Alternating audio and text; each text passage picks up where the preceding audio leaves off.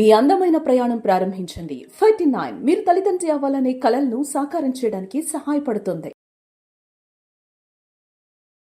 Hello అండి, నేను మీ doctor Anusha Reddy, fertility expert, 49 fertility centre Warangal branch.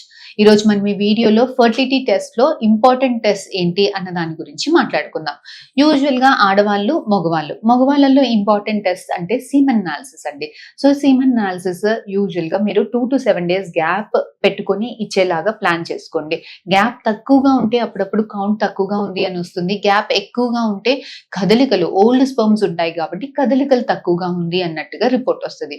So 2 to 7 days gap maintain చేసుకుని స్పర్మ్ ని టెస్టింగ్ సీమన్ అనాలిసిస్ కి ఇస్తే అందులో స్పర్మ్ కౌంట్ ఎలా ఉంది, కదలికలు ఎలా ఉంది, క్వాలిటీ ఎలా ఉంది అన్నది మనకి రిపోర్ట్ వస్తుంది. సో ఈ స్పర్మ్ లో ఏదైనా ఇన్ఫెక్షన్ ఉంది, పసల్స్ ఎక్కువగా ఉంది అన్న వాళ్ళకి ఆ స్పర్మ్ ని, సీమన్ ని మనం కల్చర్ సెన్సిటివిటీకి పంపిస్తాం. So this is the second test అండి. లేదు కొంతమందికి న్యాచురల్ గా అంత బాగుండి కూడా ప్రెగ్నెన్సీ న్యాచురల్ గా రావట్లేదు, ఏజ్ ఎక్కువగా ఉంది, ఆల్కహాల్ స్మోకింగ్ అలవాటు చాలా ఎక్కువగా ఉంది, ఇన్ఫెక్షన్స్ ఉంది, వారికోసిల్స్ లాంటివి ఉన్నాయి. ఇలాంటి వాళ్ళకి అప్పుడప్పుడు స్పర్మ్ కౌంట్ అంతా బాగున్నా కూడా ప్రెగ్నెన్సీ వచ్చేదానికి అవకాశాలు తక్కువగా ఉంటాయండి. సో ఇలాంటి వాళ్ళకి ఒక స్పెషల్ టెస్ట్ ఉంటుంది, డిఎన్ఏ ఫ్రాగ్మెంటేషన్ ఇండెక్స్ అని. సో 2 days గ్యాప్ పెట్టుకొని సీమన్ టెస్టింగ్ కి ఇస్తే దీంట్లో DNA, genetic material fragmentation sperms లో ఎంత మటుకు ఉంది అన్నది మనం టెస్ట్ చేసుకొని, ఫ్రాగ్మెంటేషన్ ఎక్కువగా ఉంటే కొన్ని జాగ్రత్తలు తీసుకొని ప్రెగ్నెన్సీస్ ప్లాన్ చేసుకోవాల్సింది ఉంటదండి. సో ఇది మగవాళ్ళలో టెస్ట్. ఫస్ట్ మీ సీమన్ ఎలా ఉంది, దాంట్లో ఇన్ఫెక్షన్ ఉందా, స్పర్మ్ సీమన్ కల్చర్ సెన్సిటివిటీ చేసుకోవాల్సింది ఉంటది. అంతా బాగుండి ప్రెగ్నెన్సీస్ రావట్లేదు, లేదంటే ఊరూరికి అబార్షన్స్ అవుతుందో, లేదంటే రిపీటెడ్ గా ఐవీఎఫ్ ఫెయిల్యూర్స్ అవుతుంది, రిపీటెడ్ గా ఎంబ్రియో పెట్టినా అతకట్లేదు, ఇలాంటి వాళ్ళలో sperm genetic material DNA fragmentation index అంటాం. సో అలాంటి టెస్ట్ చేసుకోవాల్సింది ఉంటదండి. ఇది బేసిక్ గా మగవాళ్ళలో టెస్ట్లు.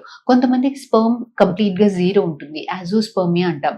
ఇలాంటి వాళ్ళలో ఎందుకు జీరో ఉంది, హార్మోన్స్ ఏమైనా తక్కువగా ఉందా, లేదంటే అంతా బాగానే ఉంది కానీ వచ్చే దారిలో ఏమన్నా అడ్డుగోడలు ఉన్నాయా, లేదంటే బీజమే ఫెయిల్ అయిపోయిందా, ఈ 3 కారణాలలో ఏంటి కారణం అని తెలుసుకోవడానికి మనకి మగవాళ్ళలో హార్మోన్ టెస్ట్ అంటామండి. అంటే FSH, LH, E2, testosterone, inhibin B అని. సో ఇలాంటి హార్మోన్ టెస్ట్ల వల్ల ఒంట్లో ఒకవేళ హార్మోన్స్ తక్కువగా ఉండి స్పర్మ్స్ ప్రొడక్షన్ లేదు అని అంటే బయట నుంచి కొంత హార్మోన్ సప్లిమెంట్ చేస్తే మళ్ళీ స్పర్మ్స్ ప్రొడక్షన్ స్టార్ట్ అయ్యి న్యాచురల్ గా కూడా ప్రెగ్నెన్సీ వచ్చేదానికి స్కోప్ ఉంటుంది.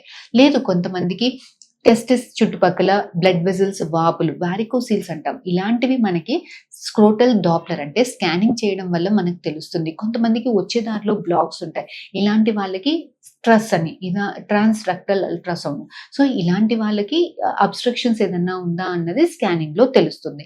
సో ఇది కంప్లీట్ గా మగవాళ్ళలో టెస్ట్లు. కొంతమందికి స్పర్మ్ జీరో ఉన్నప్పుడు ఏమైనా జెనెటిక్ ఇష్యూస్ ఉన్నాయా, అలాంటి స్పర్మ్ ని మనం అడ్వాన్స్డ్ టీజా పద్ధతిలో ఏమైనా తీసుకొని ప్రెగ్నెన్సీస్ ప్లాన్ చేసుకోవాలి అని అనుకున్నప్పుడు మనకి ఆ పుట్టబోయే పిల్లల్లో కూడా ఇలాంటి అబ్నార్మాలిటీస్, మగ పిల్లలైతే ఇలాంటి అబ్నార్మాలిటీస్ ఉంటాయి అంటే వీళ్ళలో జెనెటిక్ టెస్ట్లు చేస్తాం, కెరియోటైపింగ్, బై క్రోమోసోమ్ మైక్రో డిలీషన్స్ అని.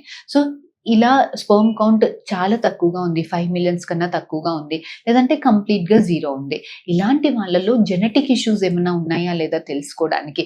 జెనెటిక్ ఇష్యూస్ ఉంటే ఏంటి అంటే వాళ్ళకి ఒకవేళ మగపిల్లలు పుడితే ఇలా వాళ్ళకు కూడా ఇలాంటి ప్రాబ్లమ్స్ వచ్చేదానికి స్కోప్ ఉంటుంది. కాబట్టి ఇలాంటి వాళ్ళలో జెనెటిక్ టెస్ట్ అంటే కెరియోటైపింగ్, బై క్రోమోసోమ్ మైక్రో డిలీషన్స్ అండి. సో ఇలాంటి వాళ్ళలో ఇలాంటి టెస్ట్ ఉంటాయి. సో ఇది మగవాళ్ళలో కంప్లీట్ టెస్టింగ్. ఆడవాళ్ళకు వస్తే మనకి ఎందుకు లోపల ఆడవాళ్ళలో కూడా పీరియడ్ వచ్చిన second day 2 FSH, LH, E2 అంటే ఒంట్లో హార్మోన్స్ ఎలా ఉన్నాయి, ఏమైనా ఎగ్ రిజర్వ్ తగ్గుతుందా, ఎగ్ క్వాలిటీ తగ్గుతుందా అని తెలియడానికి ఇవి హెల్ప్ఫుల్ అవుతుందండి. ఎగ్ నెంబర్ మొత్తం ఎంత ఉంది, AMH టెస్ట్. సో కొంతమందికి ఎగ్ బ్యాగ్ లో ఎగ్ నెంబర్ తక్కువ ఉన్నప్పుడు ఈ ఒక్క సైకిల్లోనే తక్కువగా ఉందా, లేదంటే ఒంట్లో ఎగ్స్ అయిపోతున్నాయా, ఇది తెలుసుకోవడానికి AMH టెస్ట్ చేస్తాం. దీనికి పీరియడ్స్ కి సంబంధం లేదు, ఇది పీరియడ్స్ వచ్చిన ఏ టైంలో అన్నా చేసుకోవచ్చు, దీనికి ఫాస్టింగ్ లో ఉండాల్సిన అవసరం ఏమీ లేదు. Any day of your cycle AMH test we can get it done అండి. నెక్స్ట్ వచ్చేసి మీకు అల్ట్రాసౌండ్ స్కాన్ చాలా చాలా important. Transvaginal scan, period వచ్చిన సెకండ్ డే ఇంటర్నల్ స్కాన్ చేసినప్పుడు మీ గర్భసంచి ఎలా ఉంది, దాంట్లో ఫైబ్రాయిడ్స్ ఉన్నాయా, పుల్పిర్లు ఉన్నాయా, మీ ఓవేరియన్ బ్యాగ్స్ లో, ఎగ్ బ్యాగ్ లో ఎగ్ నెంబర్ ఎంత ఉంది, ఫాలిక్యులర్ కౌంట్ AFC అంటే ఫాలిక్యులర్ కౌంట్ ఎంత ఉంది, దాంట్లో ఏమైనా సిస్ట్లు ఉన్నాయా అన్నది చాలా క్లారిటీగా క్లారిటీగా తెలుస్తుంది, చాలా ఇన్ఫర్మేషన్ వస్తుంది మనకి. ఇది డే 2 అల్ట్రాసౌండ్. దాని తర్వాత మీ ఫాలికల్స్ ఎలా పెరుగుతుంది, ఫాలిక్యులర్ స్కాన్స్ ట్రాకింగ్, అంటే ఫాలికల్ అనేది టైంకి పెరుగుతుందా, కరెక్ట్ గా రిలీజ్ అవుతుందా, ఫాలికల్ పెరుగుతున్నప్పుడు మీ గర్భసంచి లైనింగ్ ఎలా ఉంటుంది అన్నది చాలా క్లారిటీగా ఫాలిక్యులర్ స్కాన్స్ లో తెలుస్తుందండి. This is follicular scans. దాని తర్వాత ట్యూబ్స్ ఓపెన్ ఉందా క్లోజ్ ఉందా తెలుసుకోవడానికి మనకి డిఫరెంట్ టెస్ట్లు ఉంటాయి. ఒకటి హెచ్ఎస్జి డై టెస్ట్, దాని తర్వాత డై టెస్ట్ అల్ట్రాసౌండ్ లో SIS ఉంటుంది. లేదు అని అంటే లాప్రోస్కోపీలో మనకి పైనుంచి పొట్టులో నుంచి కెమెరా వేసి, హిస్ట్రోస్కోపీ కింద నుంచి కెమెరా వేసి గర్భసంచి ఎలా ఉంది, ట్యూబ్స్ ఎలా ఉంది, ట్యూబ్ ఎంత హెల్తీగా ఉంది, ట్యూబ్ లో కదలికలు ఎంత బాగా ఉన్నాయి, అండాశయాలు ఎలా ఉన్నాయి, లోపల ఏమైనా అతుకులు ఉన్నాయా, చుట్టుపక్కల అతుకులు ఏమైనా ఉన్నాయా, గర్భసంచిలో ఏమైనా పులిపిర్లు ఉన్నాయా, ఏమైనా ఆస్టియా ఎలా ఉంది, ఇంకేమైనా అతుకులు ఉన్నాయా, ఇవన్నీ కూడా చాలా క్లారిటీగా డయాగ్నోస్టిక్ హిస్టో లాప్రోస్కోపీలో మనకు తెలుస్తుందండి. సో ఇది కంప్లీట్ గైడ్. మీకు ఆడవాళ్ళలో ఏం టెస్ట్ ఉంటుంది, మగవాళ్ళలో ఏం టెస్ట్ ఉంటుంది.